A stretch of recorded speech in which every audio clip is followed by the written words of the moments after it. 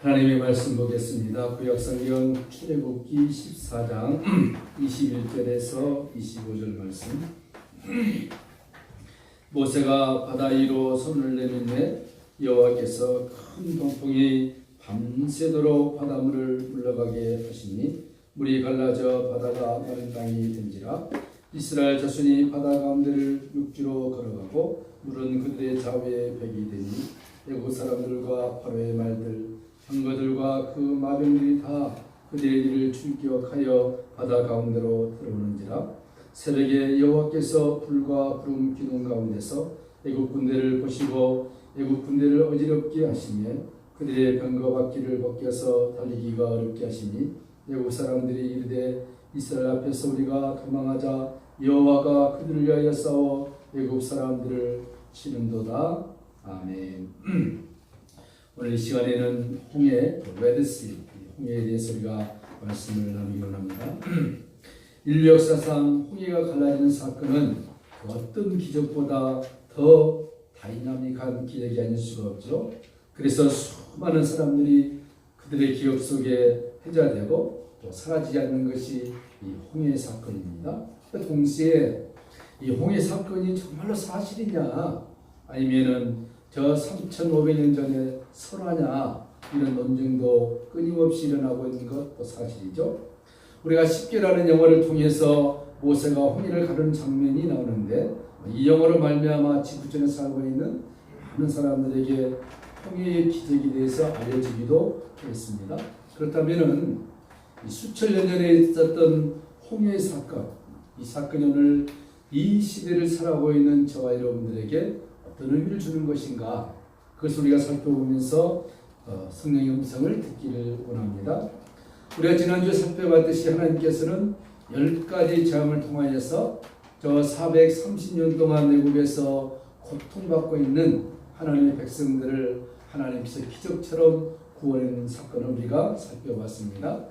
10가지 재앙, 그러면 우리가 꼭 잊지 말아야 할 몇 가지가 있는데, 첫째는 무엇이냐면은 10가지 재앙을 통하여서 애굽에 살고 있는 그 당시 이방 사람들에게 하나님이 누구냐 하는 것을 보여준 사건이었던 것입니다. 또 다음으로는 이 10가지 재앙을 통하여서 하나님은 실질적으로 아브라함과 이삭과 야곱으로부터 구전되어 내려오는 조상의 하나님이 누구냐, 너희들이 믿고 따르는 그 히브리 하나님이 누구냐, 그 하나님은 실제적으로 이스라엘들 백성들 앞에서 하나님이 보여준 사건이 10가지 재앙이다.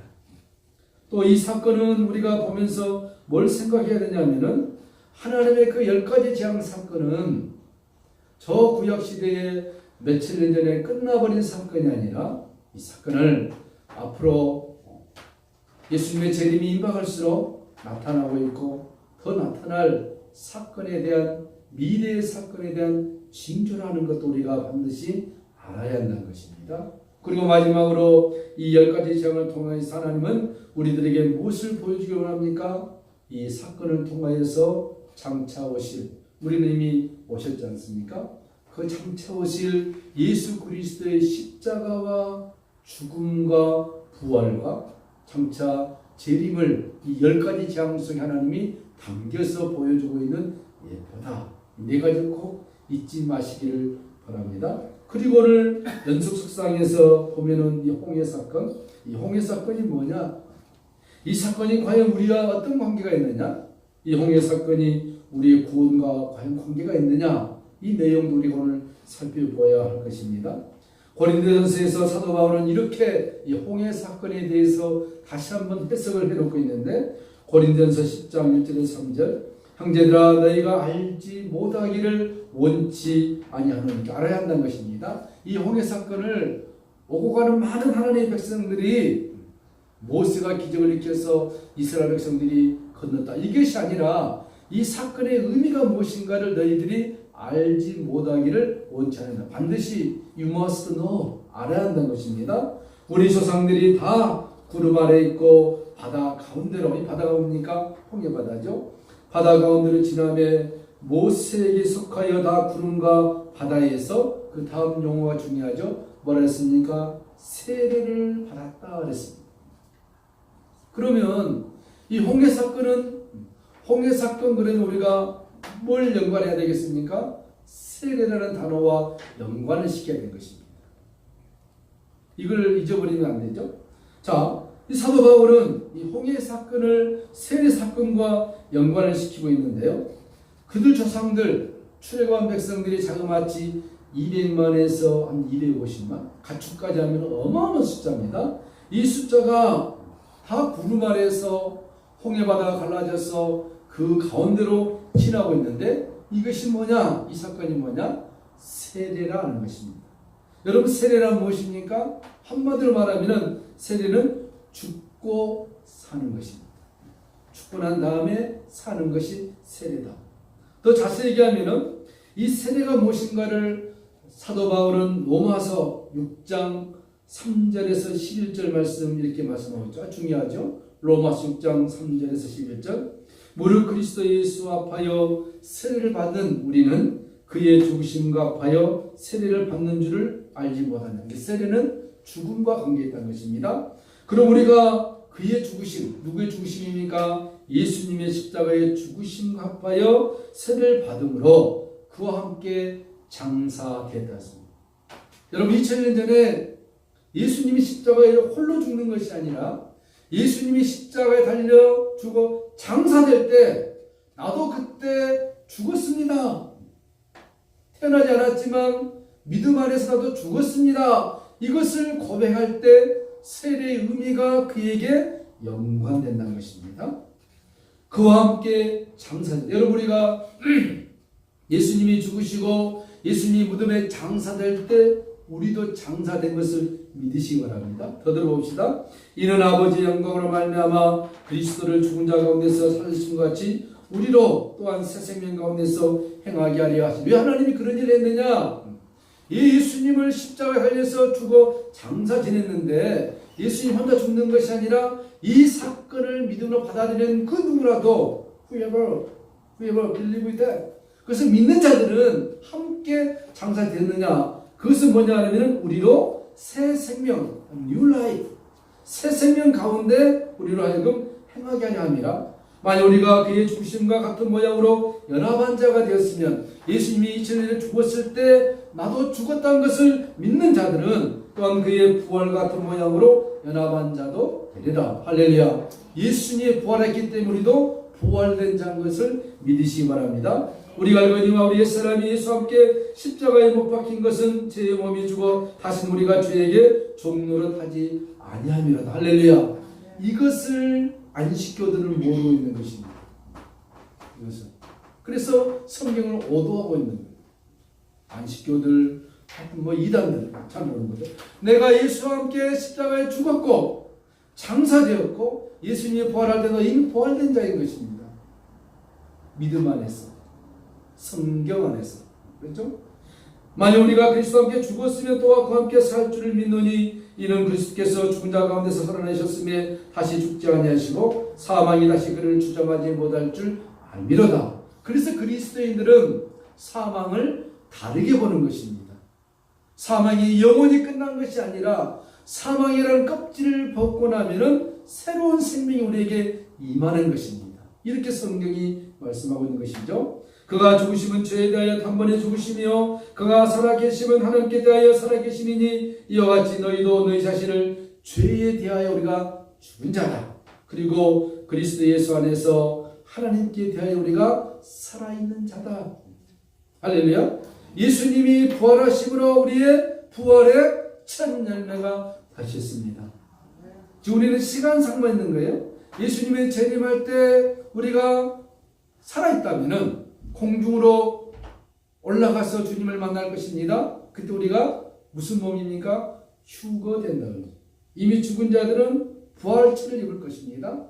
이것은 성경 안에서 우리가 이해하기 위해서 시간상의 개념으로 했기 때문에 있는 것이지 한 통속으로 보면 이미 예수님이 십자가에 죽을 때 죽었고 장사되었고 살아난 것입니다. 우리가 지금 우리 이 모습을 보면은 이게 진짜 같지만 성경은 그림자라 써도 진짜 우리 누구냐? 이 육체 속에 담겨져 있는 그 영혼이 리얼, 실제라는 것입니다.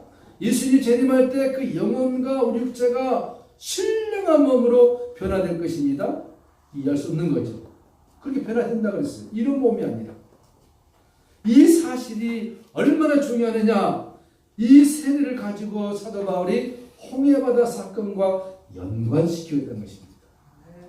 이스라엘 백성들이 홍해바다를 건너기 때문에 얼마나 좋았을까. 이게 아니라 그 이스라엘 백성들이 홍해바다를 건넌 것 그 이상 이 사건을 세례와 함께 연관시켜서 본다 그러면은 세례받은 저와 여러분들은 얼마나 영광스러운 존재냐는 것입니다. 이게 지금 성경이 말씀하고 있는 것이죠.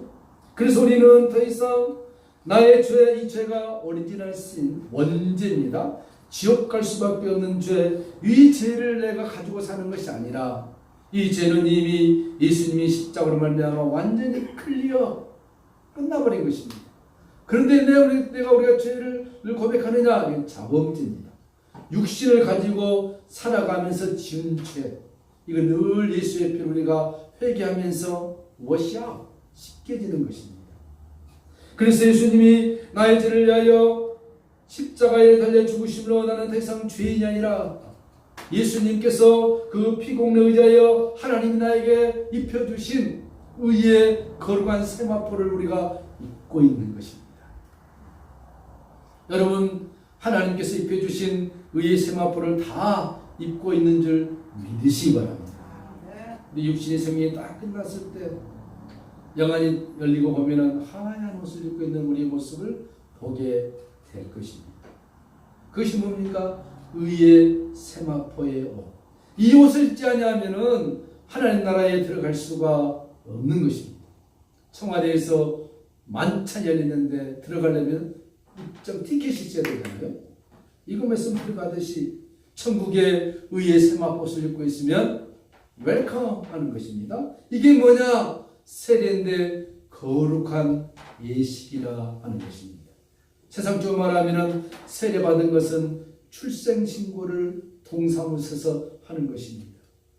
예수님이 나의 구주고 내가 하나님의 백성 된 것을 믿음으로 받아들입니다. 그럴 때 우리가 교회에서 세례의식을 행할 때 당신은 진정한 하나님의 자녀요 백성이 되었습니다. 이것이 거룩한 예식 세례라는 것이죠. 이 세례를 오늘 홍해 사건과 연관시키고 있는 것이죠. 자, 홍해라는 바다가 갈라지고 이스라엘 백성들이 그 가운데 지냈다는 기적의 사건을 말하려고 성경이 단순히 쓰는 것이 아니라 이처럼 오늘 이 사건을 바라보는 누구라도 세례와 연관시켜서 예수님이 십자가에서 달려 죽을 때 내가 죽었고 장사되었고 예수님이 부활할 때 나도 부활됐습니다. 이 풍성한 의미를 안다면은 이 홍해 사건은 그들만의 사건이 아니라 오늘 앉아있는 서있는 저와 여러분의 사건이 될 줄로 믿습니다. 이처럼 홍해에 갈라진 사건은 그리스도인들이 반드시 알아야 하는 거죠. 홍해에 갈라진 사건은 동시에 죽음과 부활이 담겨 있는 것입니다. 이스라엘 백성들이 바다를 지나면서 어떻습니까? 그들은 죽은 거예요. 여러분 생각해보세요. 바다를 지나가는데 산다? 물고기 아니고는 살 수 없는 것입니다. 자가호흡을 하는 물고기 아니고는 바다를 지나가는데 산다? 다 죽습니다. 이스라엘 백성들이 바다를 지나면서 우리는 죽었습니다. 이 고백이에요. 그렇죠? 그들이 그러면서 동시에 바다를 건너 육지로 올라왔습니다. 산 것입니다. 죽음과 부활을 홍해 바다 속에 하나님이 넣고 보여주고 있는 사건이죠. 이스라엘 백성들은 바다 가운데를 지나면서 죽음이 무엇인지를 경험한 거예요. 좌우의 물병을 보면서 얼마나 무섭겠습니까? 그렇죠? 신기하기도 하고 무섭기도 하고. 수족관 지나가 보시면 63빌딩 수족관 가보시면 양쪽에 이렇게 유리로 해놔서 바닷속 그 물속을 지나간 것처럼 느껴지지 않습니까? 다 홍해바다 사건을 연상해서 만든 것들이 그냥 보고 신기하다 상어가 지나가고 뭐 신기하다 이것이 아니라 그걸 지나면서 나는 죽었구나 물속에 지나면서 죽은 것입니다. 그런데 내가 살았습니다. 이게 무엇입니까? 하나님의 기적이라는 것입니다. 홍해를 건너면서 이미 죽었지만 그러나 이미 하나님께서 그들을 살려내신 것은 하나님의 기적이라는 것인데 이것이 바로 예수의 십자가의 사건을 예표해 주고 있는 것이라 라고 성경이 말씀하고 있는 거죠. 예수님께서 십자가에 이미 죽어 3일이 됐습니다. 육으로 완전히 죽은 거예요. 기절한 것이 아니라 그의 육신의 몸이 죽은 것입니다. 죽음을 경험한 것이죠. 그러나 하나님의 능력으로 성경이 말씀했습니다. 하나님의 능력으로 살려내셨다 그랬습니다. 그게 자연적으로 산 것이 아니라 기적으로 산 것이 아니라 성경이 분명하게 하나님의 능력으로 살아났다 그랬습니다. 이스라엘 백성들이 홍해를 건넌 사건은 그들이 이미 십자가와 부활을 짧은 시간 동안 경험한 것입니다. 그러나 하나님의 기적을 하나님의 능력을 의심하며 희롱한 애굽의 병정들은 어떻게 되었습니까? 성경이 말합니다. 애굽의 병정들은 모두가 바다 가운데서 죽었습니다. 죽음을 경험하고 살아났지만 하나님의 능력을 부인한 애굽의 병정들은 죽음 그 자체를 경험하고 끝나버린 거예요. 이게 홍해 사건입니다. 똑같은 사람입니다. 밥을 먹고 잠을 자고 숨을 쉽니다. 그러나 하나님을 믿는 백성들은 죽었다가 살아나지만 하나님을 거역한 애굽의 잘 훈련된 병정들은 물속에서 죽어버렸다는 것입니다. 여러분, 이것은 무엇을 의미합니까? 시간의 개념만 다를 뿐이지 오늘 우리 모든 인생들이 이 홍해라는 거대한 세상을 지금 지나가고 있습니다. 그렇죠? 거대한 세상이라는 홍해 바다를 지금 지나고 있어요. 지나갈 것이고 여기에서 하나님을 믿고 살아가는 자들은 세상의 홍해 바다를 지나서 살게 되지만 하나님을 믿지 않는 수많은 인생들은 애굽의 병정들이 죽듯이 바닷 가운데서 다 죽어버리게 될 것입니다. 홍해 사건은 한순간으로 끝난 것이 아니라 지금도 계속해서 리핏 바이 리핏 하나님이 반복해서 우리에게 보여주고 있는데 그것은 무엇이냐? 영생이냐 죽음이냐 선택하는 것입니다. 하나님께서 홍해라는 거대한 사건을 통하여 오늘도 전 인류에게 메시지를 던지고 있음에도 불구하고 사람들은 못 깨닫습니다. 홍해 사건을 수천 년 전에 인류의 기적의 사건 중 하나로 간주할 뿐입니다. 영화를 보면서 감탄하지만 그러나 그 사건이 지금 나에게 적용되어지고 접목된다는 것을 영적인 눈이 감겨있기 때문에 모른다 하는 것입니다. 얼마나 참 아쉽습니까? 더군다나 하나님의 자녀라고 하면서도 이 홍해 사건을 보면서 구약 이스라엘 백성들이 베풀었던 하나님의 스페셜 미러클, 특별한 기적이다 라고 생각하고 끝나버리는 사람들이 얼마나 많습니까? 영화 보면서 팝콘 먹으면서 감탄할지 모르지만 이 홍해 사건이 지금 나에 연결되고 있다는 것을 모르는 것이죠. 사람들도 그럽니다. 이 홍해 사건이 과연 사실이냐 아니면 성경이 단순히 기록해 놓은 설화냐. 여기에 대해 수많은 논쟁들이 있어왔죠. 우리들은 의심 없이 받아들이죠. 그러나 예수를 믿지 않는 사람들에게 홍해 사건 믿냐 하면은 있는 것 같긴 하는데 잘 모르겠다 한 사람씩 반면에 믿지 않는 사람도 태반입니다. 그런데요, 놀라운 사실도 있습니다. 이 홍해 사건이 일어났던 이런 일이 동화처럼 있는 것이 아니라 최근에 이 홍해 사건이 정말로 사실이라는 것이 10여 년 전부터서 과학적으로 증명이 되었습니다. 과학은요, 사람을 속일 수가 없습니다. 철학은 사람을 속일 수도 있지만 과학은 데이터가 있기 때문에 그 데이터를 보고도 안 믿게 된 사람은 그는 정신 이상자예요. 그렇죠? 그 과학이 중요한 건 무엇이냐? 이 과학은 하나님의 역사심을 증명해 줄 때 과학은 빛이 나게 되어 있는 것입니다. 참된 과학자로서 하나님을 모르는 그들은 짝퉁이. 정말 진정한 과학자라면 신의 존재를 부정할 수가 없는 것입니다. 저는 대학에 전공을 제가 물리학을 했습니다. 어려운 학문이죠. 양자역학 공부해보면 이 하나님을 안 믿을 수가 없어요. 설령 제가 예수를 안 믿는다 할지라도 하나님의 존재를 부인할 수가 없습니다. 그런데요, 제가 대학 다닐 때 우리 교수님들 보면은 양자역학을 칠판에 잘 가르치지만 저는 never believe Jesus, 하나님 믿지 않습니다. 그는 누굽니까? 짝퉁인 것입니다.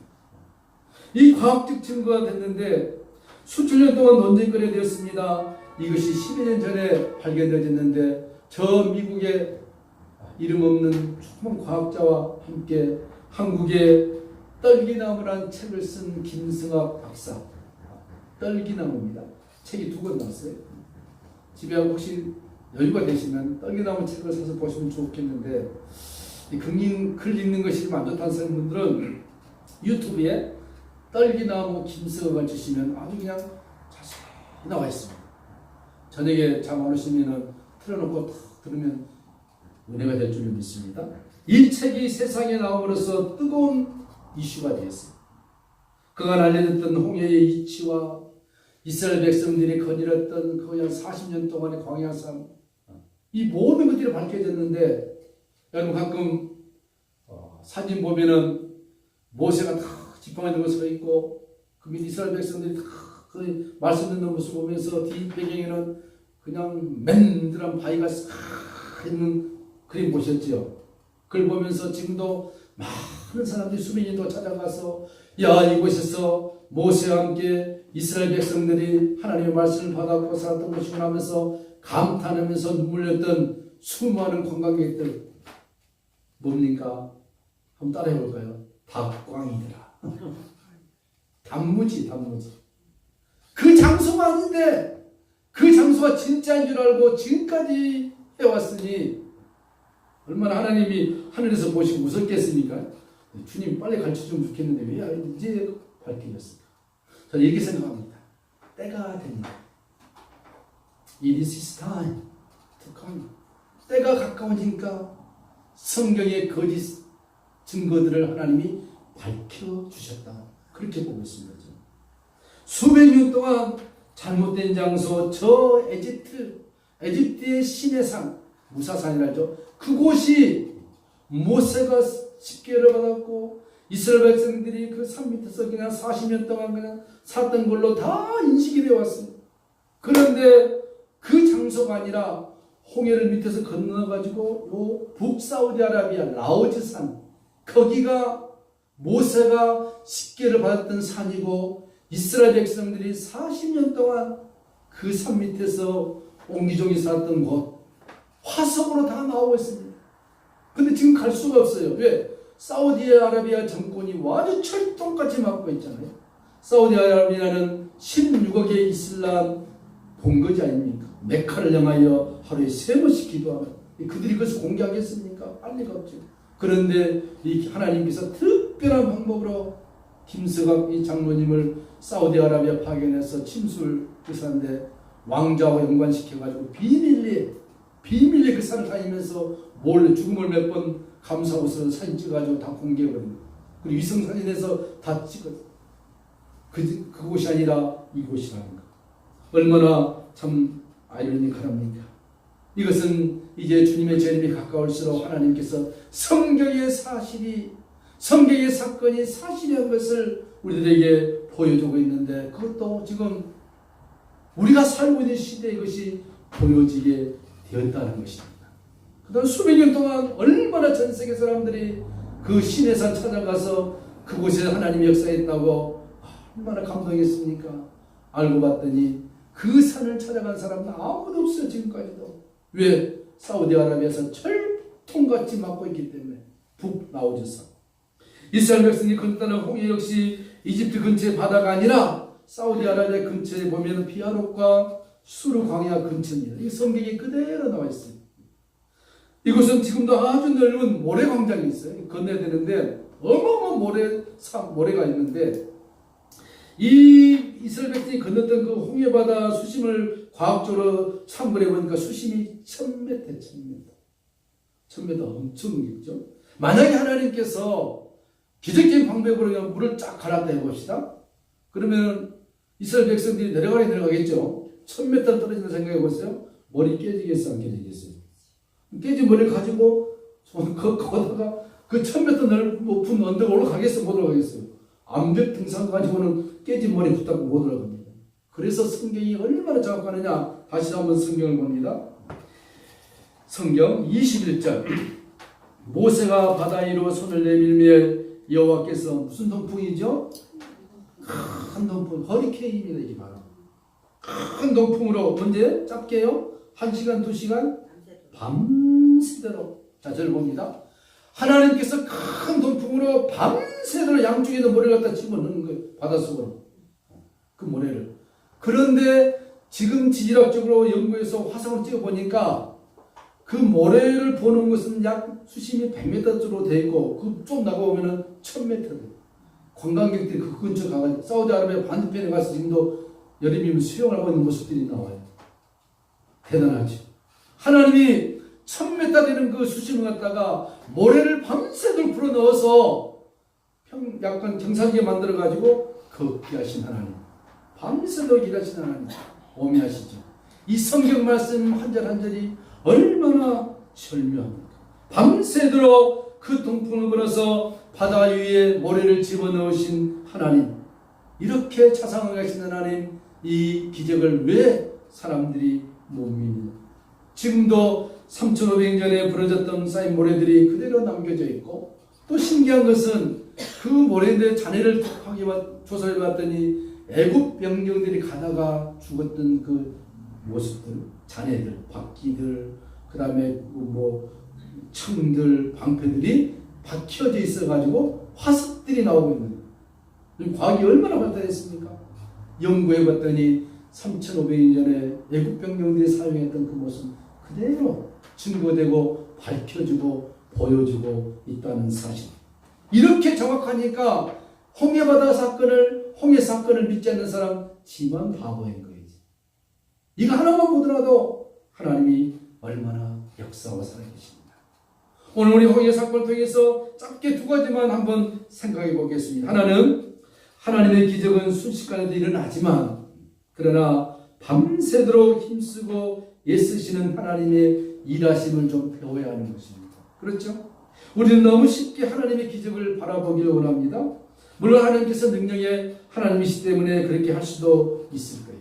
그러나 이스라엘 백성이 250만이 그 모래사막 옆에가 있고 저쪽 애굽 병정이 오는데 하나님이 불기둥으로 막아서 못 오게 막고 있는데 지각 변동을 이렇게 해가지고 그냥 땅을 갈랐다 해봅시다. 이스라엘 백성들 물이 튀겨서 흙이 튀겨서 죽겠으면 죽겠습니까? 죽죠. 하나님은 그 방법을 택한 것이 아니라 가장 선한 방법, 밤새도록 모래를 불어넣어서 이스라엘 백성들 다치게 하지 아니하시고 그 모래 바다를 건널 때 뻘이 그들을 발을 상하지 않게 하시고 모래바위를 서풍거리면서 하나님의 선하심과 인자하심을 깨달으라는 경험하라는 하나님의 선하신 손길이 밤새도록 일했다는 것을 볼 때 우리의 삶 가운데 홍해 같은 큰 일들이 있으니까 조급하지 말라는 것입니다. 이 말씀 저에게도 여러분에게도 하나님이 주신 말씀이죠. 좀 조급해하지 마라. 지금 안 달라고 지금 빨리 일어났으면 좋겠지만 사랑하는 자여 조급하지 마라. 내가 늘 향하는 그 일 1.1억도 차고 없이 가장 선하게 가장 아름답게 행하실 하나님의 선하신 손길을 밤새도록 동풍을 불어서 모래를 그 홍해 속에 집어넣으신 하나님의 일하심을 배우라. 우리의 삶 속에서 홍해 같은 그런 일이 있으니까 하나님이 그렇게 인자하게 잔잔하게 일하신다는 사실을 배워야겠지요. 또 하나는 하나님의 기적을 의심으로 걷다가 바다에서 수장될 것인가 아니면은 믿음으로 걸으면서 하나님의 영광을 솟구치며 찬양할 것인가 선택하라는 것입니다. 똑같은 사건을 보면서 홍해가 갈라진 똑같은 사건을 보면서 그걸 믿음으로 바라보면서 하나님을 찬양할 것이냐 하나님을 향하여 의심의 눈초리를 바라보면서 바닷속에서 죽을 것이냐 선택하라는 것입니다. 이스라엘 백성들 그들은 하나님의 기적을 믿음으로 받아들이면서 하나님의 능력을 경험했습니다. 온 백성들이 홍해를 건너 감사와 찬양의 눈물을 흘렸습니다. 하나님의 위대하심과 선하심과 전능하심과 영광스러움을 그들이 목도했습니다. 15장에 이제 다음 시간에 보겠습니다만 얼마나 그들이 쏘고치면서 어린아이로부터 노년에까지 여호와는 나의 힘이여 노래시며 구원이시로다. 그는 나의 하나님이시니 내가 그를 찬송할 것이요 내 아비 하나님이시니 내가 그를 높이로다. 여호와는 용사시니 여호와는 그의 이름이로다. 이 찬양을 우리의 인생의 광야 홍해바다 앞에서 할 수 있느냐 하는 것입니다. 그들의 찬양으로 끝나버린다면 성경이 우리와 무슨 의미가 있겠습니까? 그러나 이 찬양이 주여 나의 찬양이 되기를 원합니다. 우리 교회 온 성도의 찬양이 되기를 원합니다. 하나님이 이렇게 일하셨군요. 믿음으로 받아들여야 한다는 것입니다. 여러분, 오늘날에도 똑같이 교회 안에서 말씀이 선포되지만 그 말씀을 아멘으로 받아들여 하나님의 인자하심과 선하심과 구속하심을 찬양하는 반면 하나님의 말씀이 내게 조금 다르게 거북스럽게 다가와서 불편한 신비로 간다면 하나님이 어찌 그에게 은혜와 은총을 줄 수 있겠습니까? 오늘 우리가 지구촌이라는 거대한 세상에 살면서 홍해바다를 건너지만 매일매일 역사하시는 하나님의 은총을 모르고 산다면 그가 가히 홍해를 건널 수가 있겠습니까? 수장될 뿐인 것입니다. 하나님의 선하심과 인자하심은 오늘 이 시간에도 우리에게 내려준 줄로 믿습니다. 갈수록 세상은 대기질이 악화되고 사람들이 살기가 힘든 세상으로 될 것이라고 이미 2000년 전에 요한계시록에 다 예언되어 있습니다. 그 세상은 더 새롭게 되어지고 더 살기 좋고 이러진 않을 거예요. 갈수록 더 많은 질병과 바이러스와 악질들이 나올 것입니다. 그렇지만 하나님을 신실하게 믿는 자들에게 저 고센 땅에는 광명의 빛이 비쳤더라. 하나님이 거하는 그곳이 고센, 영적인 고센에는 하나님의 손길이 함께 해서 우리를 어떤 애굽의 질병도 걸리지 않게 하시라는 하나님의 약속의 말씀을 믿고 살아간다면 홍해바다를 건너 저 육지에 올라서 더 다시 갈라지고 돋보지는 그 거대한 바다를 보면서 부물 속에서 성치고 죽어가는 애굽의 병정들을 바라보면서 하나님 우리를 살려주셨군요. 하나님 우리를 사랑하셨군요. 하나님의 은총이 우리에게 함께 있습니다. 그걸 찬양하게 될 것입니다. 마지막으로 이 홍해, 누구에게나 인생의 홍해가 있다는 것입니다. 이것을 어떻게 볼 것이냐는 것. 성경은 우리에게 묻습니다. 너희들 너희 인생 앞에 있는 홍해 어떻게 볼 것이냐? 불평하며 바라볼 것이냐? 아니면 홍해를 통하여 일하시는 하나님의 기적의 손길을 믿음으로 볼 것이냐? 우리들에게 선택하라는 것입니다. 인생의 홍해 달갑지 않습니다. 그러나 하나님이 역사하신다면 홍해도 갈라내시고 통과케 하셔서 우리로 하여금 하나님의 영광스러움과 인자심과 선하심을 찬양토록 하시고 그 찬양을 듣기를 기뻐하시는 하나님, 그 하나님을 경험할 것이냐, 선택하라는 것입니다. 하나님 아버지 감사합니다. 홍해 사건 우리 모두가 잘 아는 사건입니다. 이 사건은 단순한 이스라엘 백성들에게 기적을 보여준 사건으로 끝난 것이 아니라 이 사건 속에 예수 그리스도의 십자가의 죽음과 부활이 담겨져 있고 오늘 우리가 인생을 살아가면서 우리 앞에 홍해라는 거대한 것들이 있을 때 이것을 어떻게 바라볼 것이냐, 불평하며 불만할 것이냐, 아니면 인내하면서 참고 기다리면서 하나님의 일하심을 바라볼 것이냐, 선택을 하고 말씀하신 주님, 홍해 앞에 서 있는 우리 인생들 주여 홍해 바다를 바라보지 말게 도와주시고 바다 건너에서 역사하시는 하나님의 손길을, 능력의 손길을 바라볼 수 있는 영적인 눈을 허락하여 주시옵소서. 예수님의 이름으로 축복하며 간절히 기도하옵나이다. 아멘. 찬송가 356장 찬송하십니다.